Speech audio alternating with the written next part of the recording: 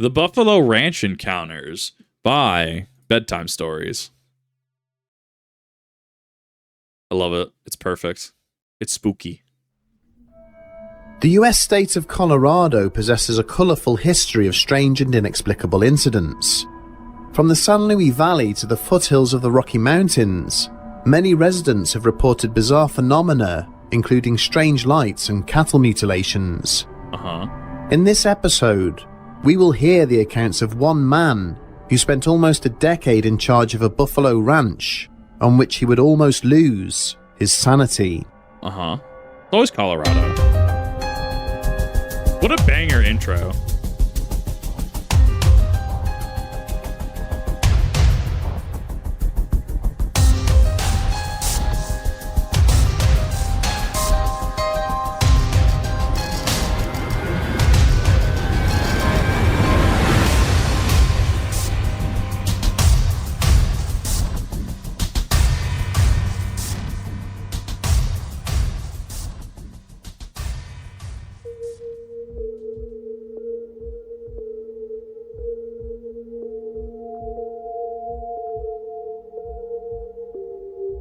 I've never heard of this. I've heard of Skinwalker Ranch and a couple others. I don't think I've ever heard of this one, though. The day had been long and arduous, and it was well past midnight by the time Jeff Sailors retired to his bed.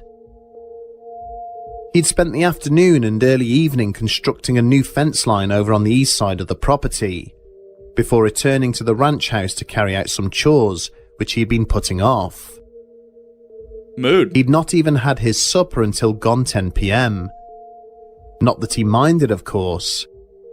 He hadn't been in this employment long, but he loved the freedom which came with it, and found the beauty of the surrounding landscapes intoxicating.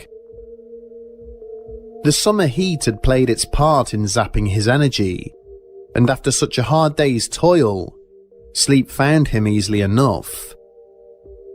A faint breeze wafted the curtains as he drifted off into a dreamless slumber, and soon, only his gentle snoring could be heard penetrating the otherwise heavy silence of the night. I love the snoring sound effects. Not 10 minutes later, however, awful. He was violently yanked from his repose by the sound of blaring music, which he recognized almost immediately as the opening riffs of Immigrant Song by Led Zeppelin.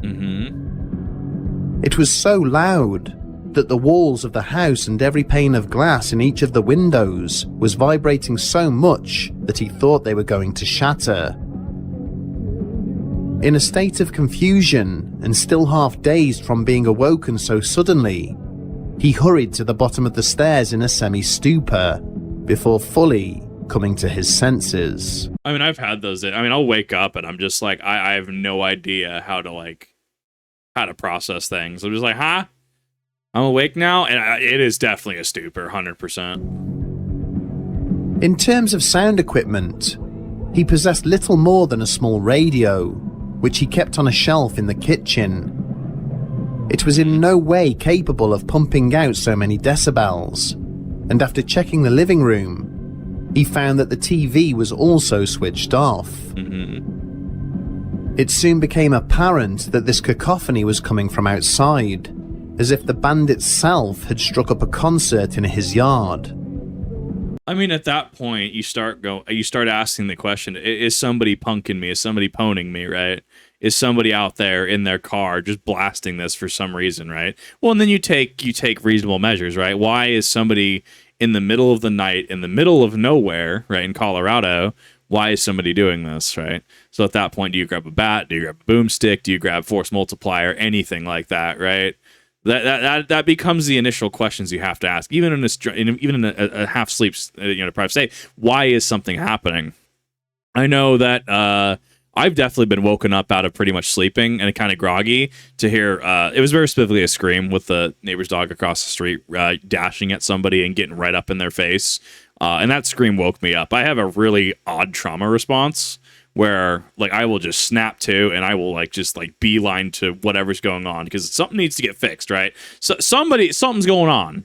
But that being said, a lot of people don't have that response. So I get the being groggy. I get the thing, especially having limited faculties when waking up from sleep. Assuming that someone had pulled up in front of the house blasting their car radio, Right. he furiously marched over to the front door and grabbed for the handle. But no sooner had he opened it than the music abruptly stopped. He stepped out onto his front porch and looked from side to side. It was now deathly quiet. Save for his own pickup, the ranch yard was empty. There was no one else in sight. To which the follow-up on this is, well, am I hallucinating? Did I really? Self-doubt, right? Self-doubt follows that. And yeah, at that point, you just have to question, like, what's going on. But even then, you start entering a different state. That's generally when a stomach feeling would kick in terms of, like, something's not right here, generally.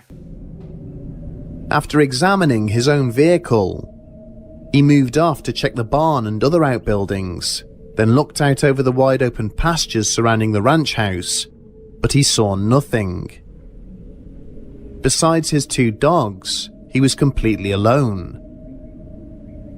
After a search which lasted no more than half an hour, he returned to his bed not only confused, but completely unnerved. The music must have originated from somewhere, but the problem was that he lived right in the middle of a 15,000-acre ranch in a house which was situated 1.5 miles from the county road. Right, so sound dispersal. Even if someone had managed to get through the 3 fence lines, all secured with locked gates before even reaching the ranch house, they would have needed a huge rig to even get anywhere near the sound levels he had heard. Right. It just didn't make any sense. But then very little about the ranch he was now working on made any sense at all. As individuals go, it would be fair to say that Jeff Sailors has led something of an extraordinary life. Did we transition to the second one, or is this still the first? These days, he owns an art gallery in Idaho with his girlfriend Patricia, from which he runs a master horsehair hitching business, along with various other crafts. Okay, so I think we're on a different story at this point. Art gallery in Idaho. I mean, that's kind of neat. Yeah, I mean, like, Idaho's a pretty place, don't get me wrong. We've discussed that, like, my issues are less with the state and more with some of the people. See the Brandon Herrera Darwin Awards number 15 for the lady from Nampa, Idaho. That's why I'm a little wary about people in Idaho. Interesting. Born in Colorado, Jeff spent most of his formative years fishing with his grandfather, which went on to develop into an immense appreciation for the great outdoors. He got into hunting at a young age, and this became a passion, which along with his love of the natural world, would come to define him in later years. At the age of 18, he moved to Montana, primarily for work, and has spent the past 50 years horsebacking through wilderness as far north as the Canadian border, all the way down to New Mexico, leaving hoof prints in some of the most amazing wildlands the US has to offer.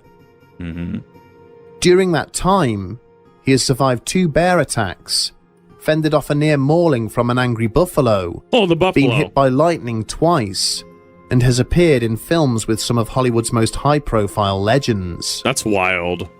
He also spent a decade working on a sprawling 15,000-acre ranch, managing over 1,200 buffalo. And it was during his time here that he would experience some of the strangest occurrences of his life, which would disturb him to his very core. Interesting. No, that's a life, especially getting mauled by When Jeff buffalo. They're first vicious. took on the role of ranch foreman, he had heard whispers within the local community of bizarre happenings, not just on the property he was looking after, but also on those of his neighbours.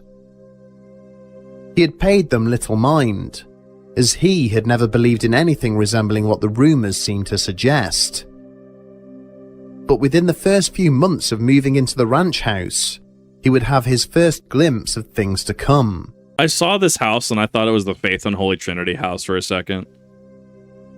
One evening, his girlfriend was staying over with him. They had gone to bed at around 10 p.m, when what had otherwise been a calm spring night suddenly turned into a violent maelstrom. That's just Idaho. The weather will change. Just wait 5 minutes. Oh, man, it's really coming down in terms of rain. Wait 5 minutes. Oh, wow, it's really sunny.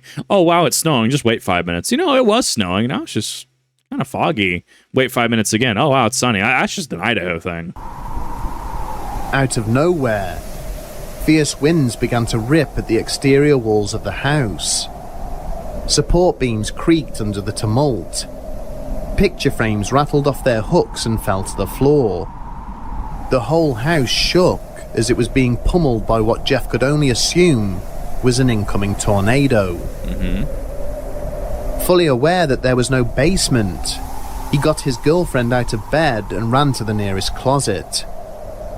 After 2 or 3 minutes, the sound reached a crescendo, and Jeff was certain that he was about to meet his maker when everything suddenly stopped. Almost as if someone had flicked a switch, the wind had cut out, the rain and thunder had ceased, and the house was now still and silent.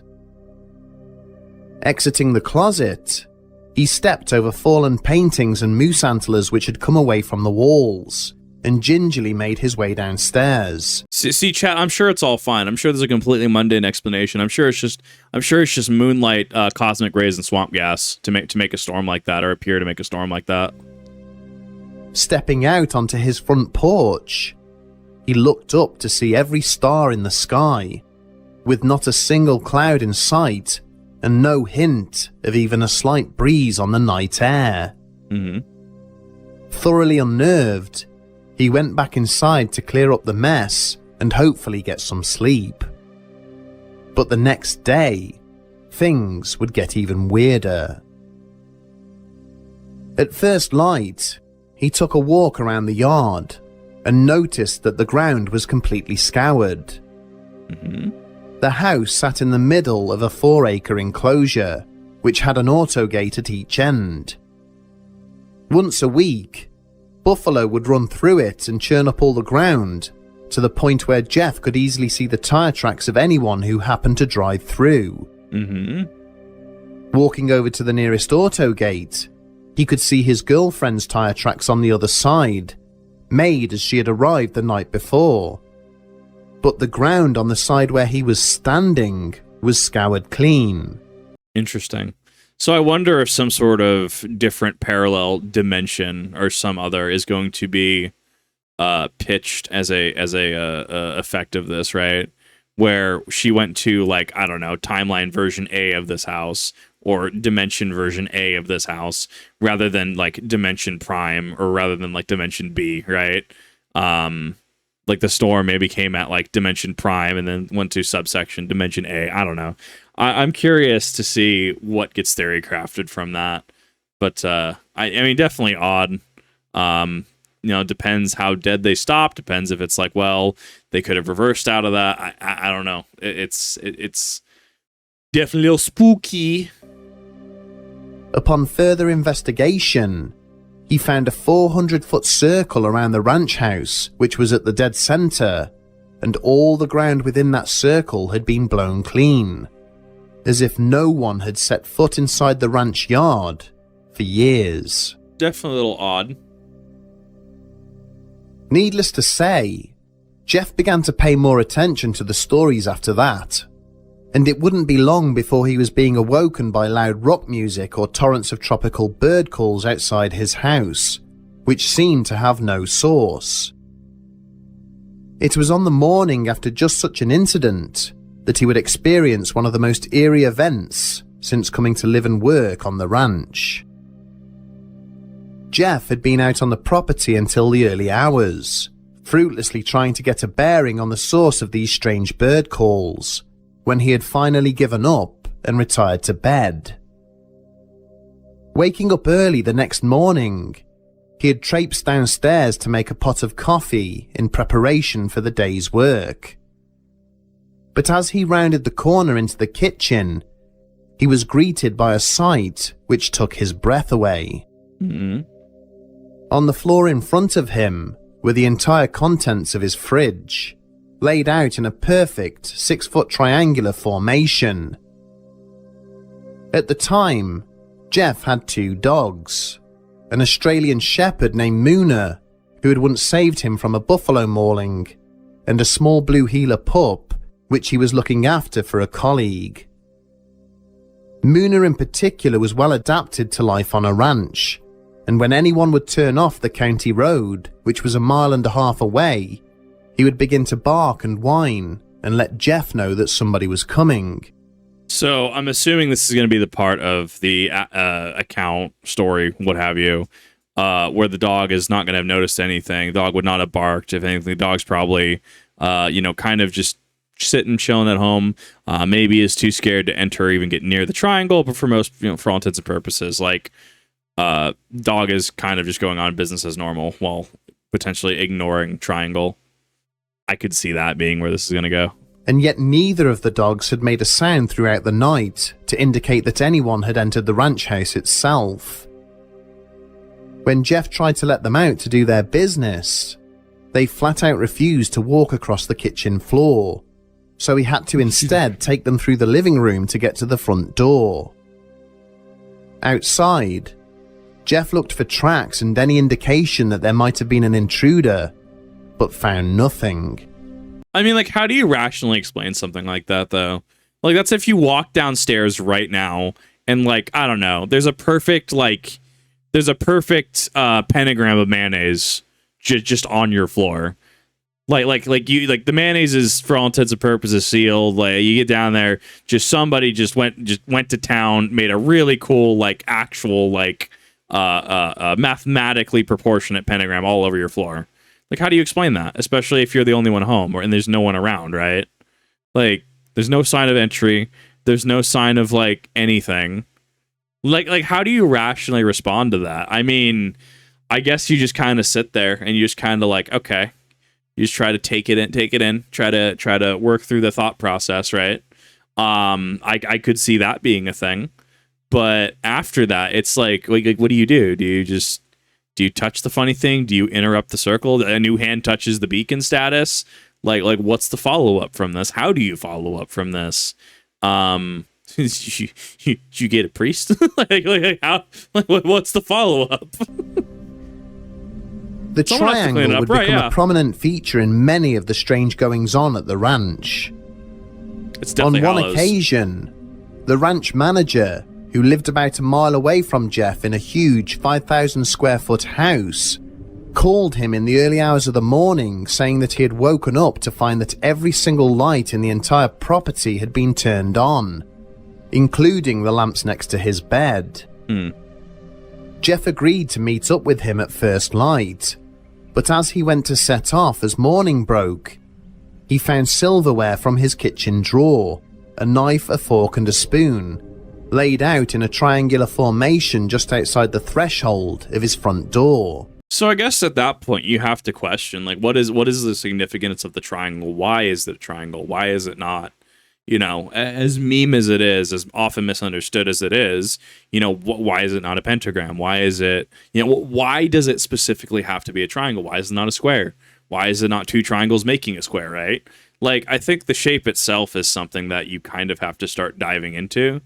Why is it not a goddamn trap? Is it like a Cybertruck? I don't know.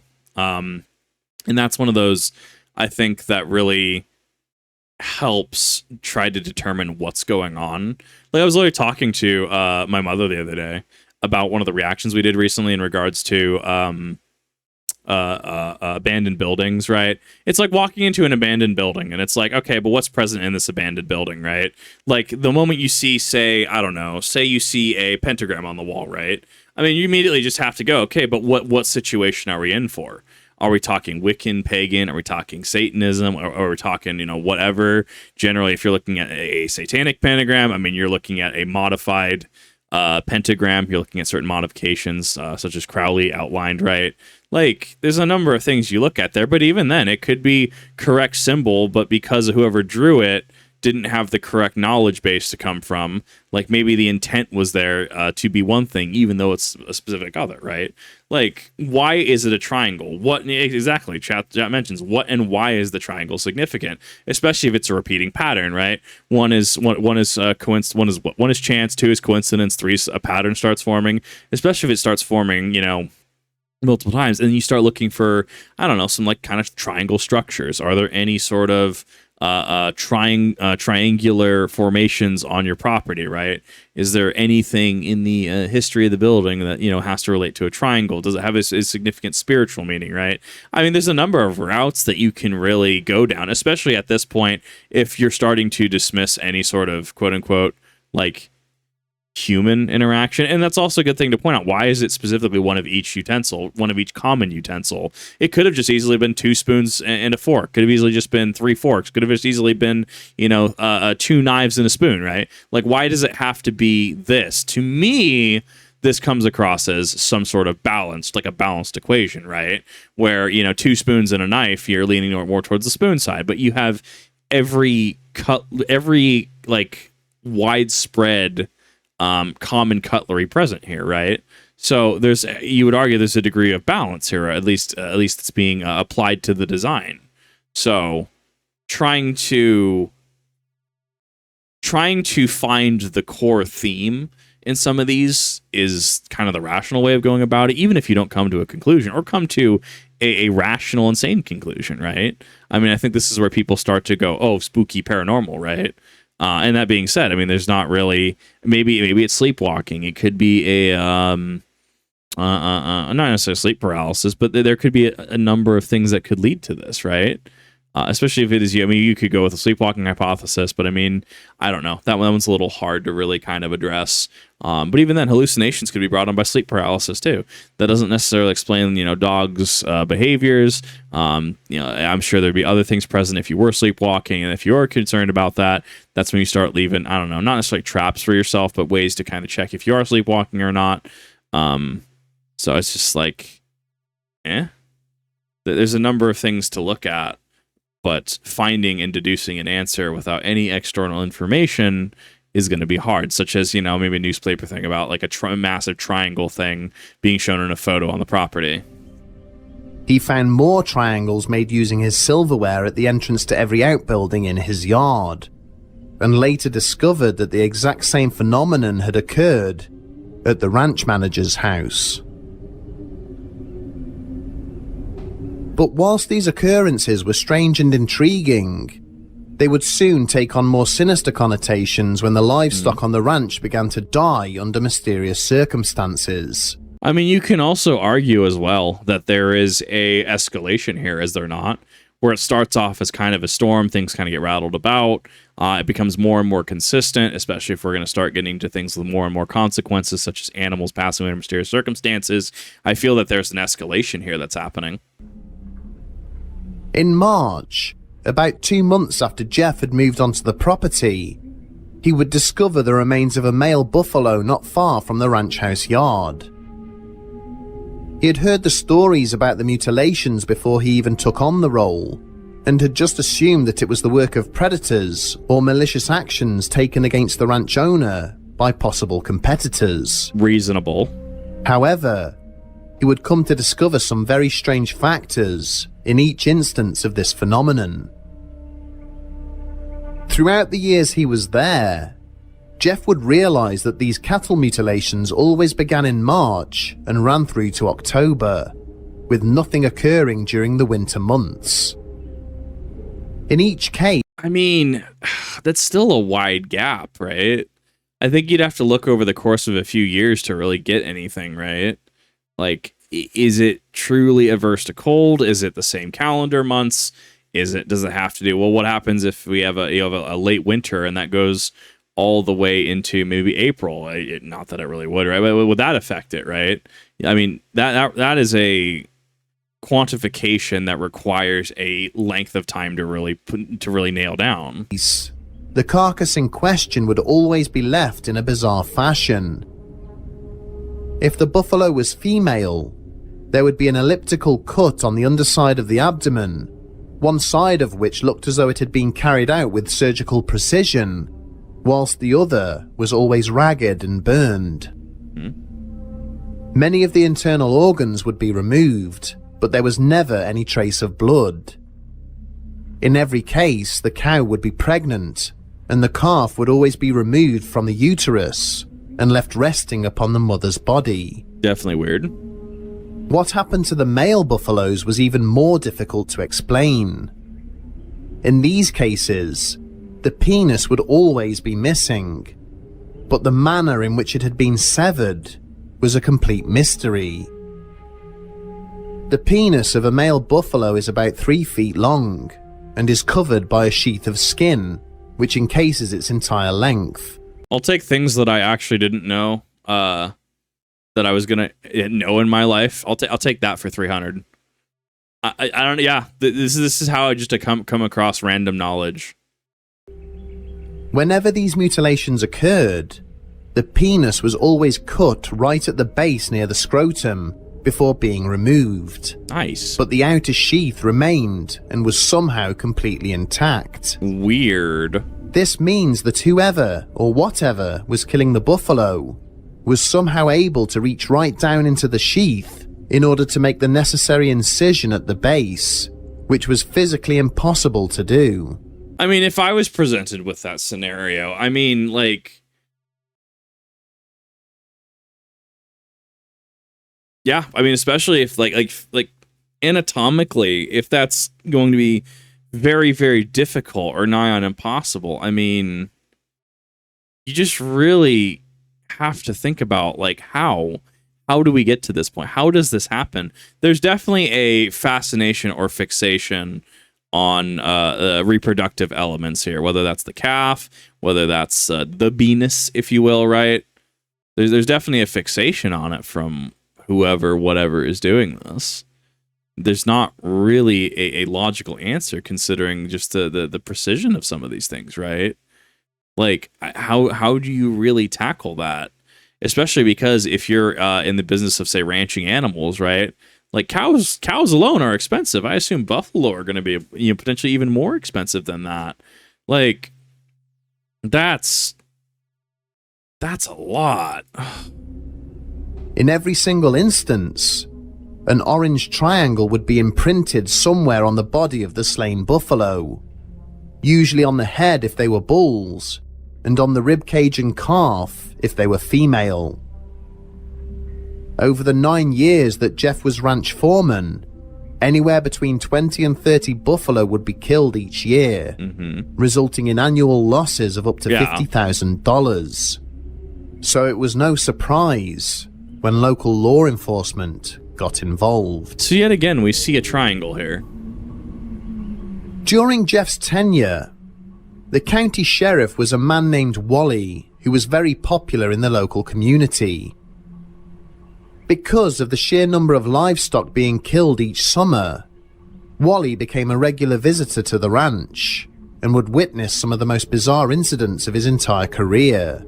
Cop's got a lot of stories. One experience proved so disturbing that it resulted in him resigning and vacating his office. Strange fluorescent orbs had been seen floating in and around the property for many years, and there was some question over whether these anomalies were responsible for the mutilations. I mean, aren't these floating orbs, aren't these a mainstay of things like Skinwalker Ranch too? Like, I know that kind of lives in, you know, the public unconsciousness to a degree. Like, yeah, like that's a mainstay, at least, you know, when talking about that, or at the very least the orbs get addressed in some capacity. So it's interesting to see them here as well. Both Jeff and Wally had spent many evenings chasing them around the ranch, but the strange lights had always managed to evade their attempts to pursue and capture them. One evening, Jeff was sitting in his living room reading a book when he received a call over the radio from Wally saying that he had a ride along with him and that he wanted to do a patrol of the property. Jeff agreed that this was okay, and about 10 minutes later, he saw the glow of the sheriff's headlights as he drove through the ranch house yard and continue into the acreage beyond. Much of the ranch was rolling country, and every now and then he would see flashes of the Jeep's high beams emanating from beyond the horizon as it crested hills and descended into gullies. But about an hour into the sheriff's patrol, the radio suddenly burst into life, with Wally shouting that he was surrounded and that he was getting the hell out of there. The transmission then went silent, and Jeff tried several times to raise him again, but it was all to no avail. He went outside into the yard carrying a fully loaded AK-47, and after about 10 minutes, saw the glow of the Jeep's headlights fading in and out beyond the distant horizon as it negotiated the terrain. I don't know why. So there's a couple elements here that kind of strike me as odd. Like, why would he have a radio like that to be able to be on? I guess maybe he was given it, or maybe he had it and he's able to tune into the frequency, right? I don't know what police encryption is like. The other one that strikes me as odd is an AK-47. Like, have we not had like AR platforms for a hot minute? Let's say this took place during the 90s, right? Why would it be an AK? I mean, especially because depending on what time you're looking. I mean, like we're talking like the Iron Curtain, Berlin Wall, Soviet Union. Those are still up at the time, right? Why is it an AK-47? That's the one that strikes me as odd. Blackgear communicate with other Blackgear depending on what channel they're on. AKs back then are cheaper. I guess that's fair. So I guess maybe I'm trying to dive too deep into something. It could be a fairly rational, reasonable explanation. Finally, as it crested the last hill about 100 yards away, Jeff stood and watched, dumbfounded by what he was witnessing. As the sheriff drove towards him, he could see 6 green orbs situated in a semicircle surrounding the rear of the Jeep.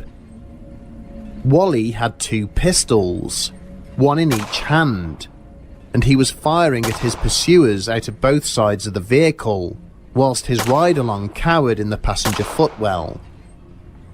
As the sheriff reached the auto gate where Jeff was standing, the 2 orbs at the sides of the Jeep suddenly blinked out of existence, followed by the next 2, and then finally, the back 2.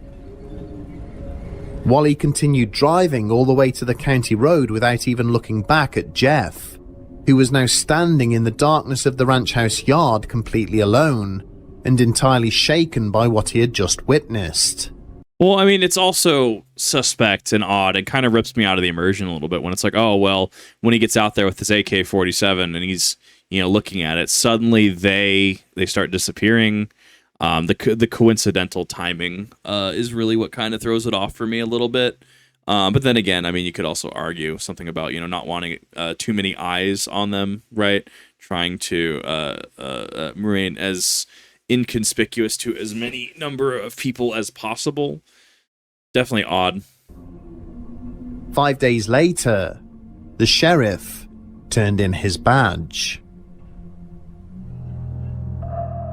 During the course of these strange events, the ranch would be visited by a number of individuals claiming to work for different federal agencies, perhaps the most notable of which was the FBI. I don't know. Like, the FBI is kind of this weird, enigmatic organization at this point. Because allegedly, sometimes the FBI will actually show up to, missing persons and stuff, right? But I think that's if there's a couple things for that. Like, if foul play is suspected, and I think if there's a couple other criteria there, I can't remember what they are offhand. Like, the FBI will just show up to missing persons cases and stuff like that. We reacted to one of them super recently. I don't know if it's out yet or not on the Kip Reacts channel, but yeah, the FBI just kind of is this weird nebulous organization that just kind of is everywhere, but also kind of nowhere. I guess I don't know. The FBI is odd to me. They're interesting to think about, especially I don't know. Maybe this could be a publicity stunt. This could be some sort of cover operation to go to things like Skinwalker Ranch, to go to things like Buffalo Ranch, because it throws people off of what they're actually doing. I don't know. FBI is always interesting, and I feel it's used as a plot element in a lot of things. But obviously, unless you work for the FBI, I mean, you're not really going to know what's going on. Even then, the information might be compartmentalized depending on what it is, depending on what it isn't. And it might not always be, I guess, good faith is not the word I want to use, not the phrase, but I'll use it might not even be a good faith investigation as to kind of just, show a presence. On one occasion, several federal agents stayed on the property, communicating with a fixed-wing aircraft which flew high-altitude circuits across the entire region. For the most part, these agents kept to themselves, but after speaking to them for a time, Jeff managed to get one of the younger recruits to open up. The young man ended up saying something which suggested that the FBI knew a lot more about the situation than they were letting on. And when Jeff brazenly confronted him about this remark, he abruptly left the property and never returned. A week later, 2 other men arrived, stating that they had come from a university in Michigan and that they were working on behalf of a federal agency. They had come to take necropsy samples of one of the mutilated buffalo and were a lot more personable than the previous officials. As it would happen, a female buffalo had been found mutilated just a couple of days before. I mean, I don't know. I don't know what their actual job title is. I feel like the FBI is just kind of, like I said, just kind of this nebulous entity. They can and will be everywhere, can and will be doing things, but not necessarily the things that you think they're doing, if that makes sense. Jeff took them out to the ravine where they dumped the carcasses of all the deceased cattle, and when he showed the 2 scientists the most recent victim, they were incredulous as to how such injuries had been inflicted. They were also shocked to see the mummified remains of all the other buffalo which had been mutilated over the years, and questioned why they were not decomposing in the usual manner. Jeff related that he had spent a large portion of his life around dead animals, being a hunter and working with horses and mules, and that until he came to this ranch, he had never seen a carcass left untouched by carrion or blowfly. But nothing seemed to want to scavenge from the buffalo that were mutilated. Okay. Slightly unnerved, they took their samples and went on their way, but not before Jeff had asked them to contact him if they found anything unusual. After a month or so, one of the 2 scientists did indeed get in touch, and what they said about the results was bewildering to say the least. Apparently, the blood had crystallized and become toxic, which Jeff knew could only occur naturally in an animal which had been run to death. Okay. So something must have been frightening the buffalo out of their wits before they finally collapsed from heart failure. The second strange thing was that on the areas where the precision cuts had been made, testing indicated that the hemoglobin had been heated to over 1100 degrees Fahrenheit. Okay, interesting. They knew this because something happens to the structure of hemoglobin when it's heated beyond this point. Jeff asked them if a laser could have been responsible, to which they agreed that it was the only possible explanation. The problem was that only the US Army had lasers which were capable of generating that kind of heat, and they needed 2 semi-flatbed trailers to haul something like that out into the field. I mean, if the US Army has it, who else has that technology, right? That's the other thing I have to look at. And that gets into conspiracy theory territory really quick. That gets into things like, oh, well, is it the FBI, is it the CIA, is it secret Illuminati, Black Ops? I'm not going to delve that far down the rabbit hole. What I'm trying to get at is, like, if the U.S. Army has something, I guarantee you other people, other entities, other groups, right? I want to say factions. The factions is the incorrect word. Other people, other groups and organizations definitely have stuff, right? Like, I think that's not necessarily a stretch. That being said, I don't know too much about the military, or at least in regards to what army gets prioritized and what they don't get prioritized for. Jeff, despite being a seasoned hunter, had never found any signs or tracks on the ranch which would indicate such an undertaking. In fact, he had never found a single track of anything whatsoever. Here we go, aliens. That's the one. Bedtime Stories first came across the tale surrounding this strange property when researching more obscure reports of the bizarre happenings at Skinwalker Ranch in Utah. We stumbled upon a small YouTube channel which had been created by Jeff Sailors in order to document his fascinating life spent in the great American outdoors. We shared correspondence with him on a few occasions, and despite the fact that he has since gone silent and has not updated his channel for more than 2 years, his stories remain and have carved out their own space in a small corner of the internet, which is both haunting and fascinating. Whilst his accounts carry with them a slightly different flavour to the events which occurred just over the border in the Uinta Basin, the phenomena experienced at both properties is fundamentally similar.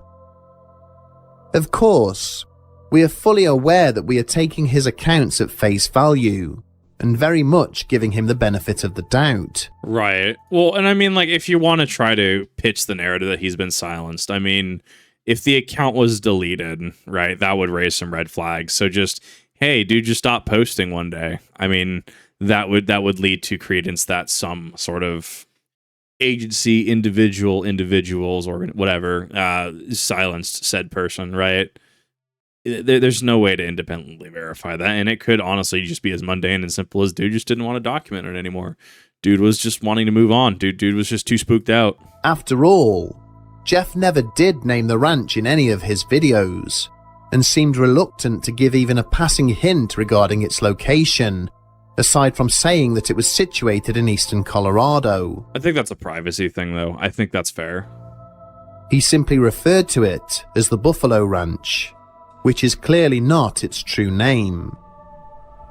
And while some may see this as a possible sign of deceit, his fondness for the acreage in question is obvious, despite what went on there, and we can only assume that his silence on the matter is born out of an instinct to protect the property itself and its owners. Yeah. We wholeheartedly recommend that you visit his channel, which we'll link in the description, and watch not just the videos in which he talks about the ranch, but also his other stories about his time in the American West. This might give you some insight into his seemingly genuine, down-to-earth character. The way he tells his stories and the body language he displays is highly compelling, as if he is reliving the memories as he recounts them. And whether you believe him or not, his assertion that the FBI became involved is entirely true. Okay, do we have... What's the evidence we have to present? Archived Freedom of Information reports, which we have also linked in the description, show FBI correspondence in which they discuss the cattle mutilations and other strange phenomena witnessed in Colorado during the 1970s. They also discuss how Senator Floyd Haskell had pleaded with them to investigate what was going on for the sake of his constituents. I guess the FBI would be getting involved, right? If foul play was suspected, right? Especially if you have a prominent figure like a senator reaching out to them. Like, I mean, just because a report was filed doesn't necessarily mean that it's aliens or ghosts or secret government black ops. I don't think that that's necessarily the logical conclusion to draw from that. Jeff provided a vital clue in saying that the ranch was situated in eastern Colorado. And this, coupled with other remarks he made about the landscape and orientation of the property, plus the FBI reports, leads us to believe that it was located in either Elbert or Morgan County. And this is only reinforced by the fact that there is another ranch nearby, in which even more disturbing events occurred, and which goes by the pseudonym of Clearview. Okay. Join us next week for that story.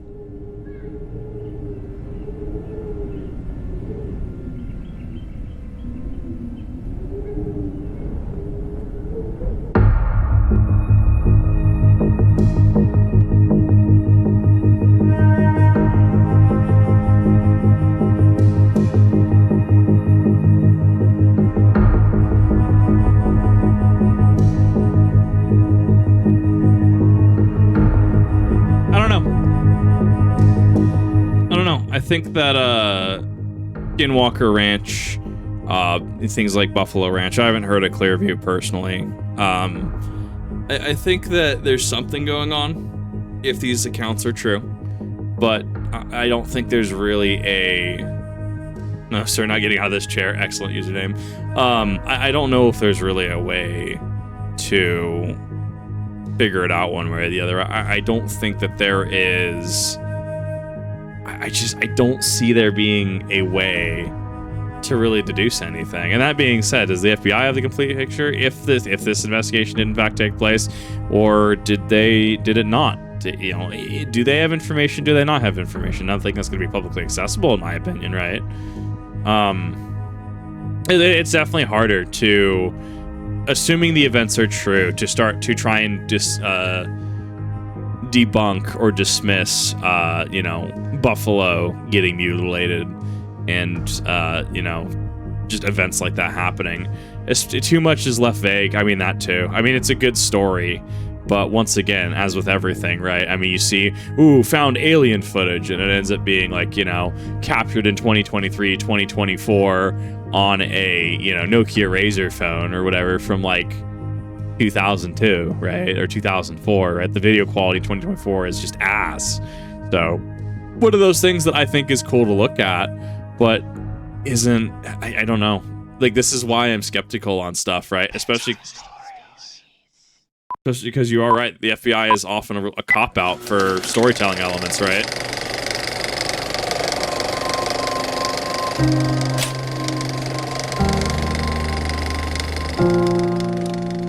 The UFO, it's a black dot. Right, exactly.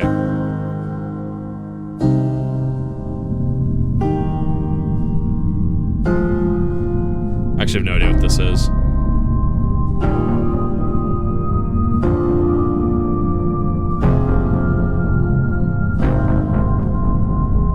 ETA 2 minutes.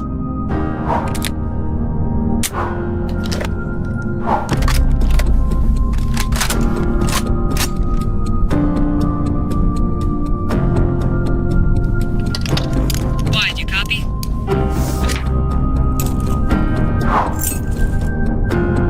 What? Copy.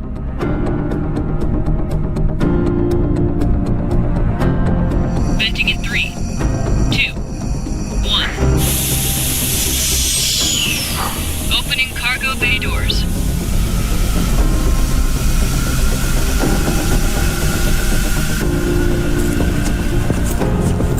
Thrusters disengaged. EVA on my mark. 3, 2, 1. Mark. Command, this is Raven. Harbinger is away. Copy that, Raven. Pull back to BVR.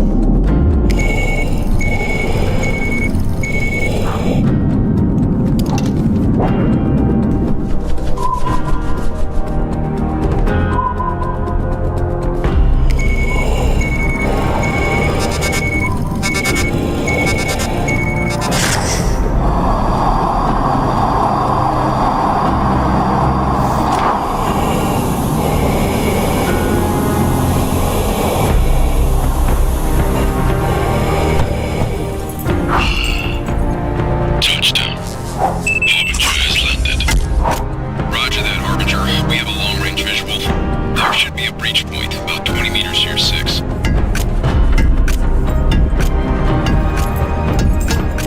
Maintenance hatch. Beginning override protocols. Copy. Override complete. Breaching.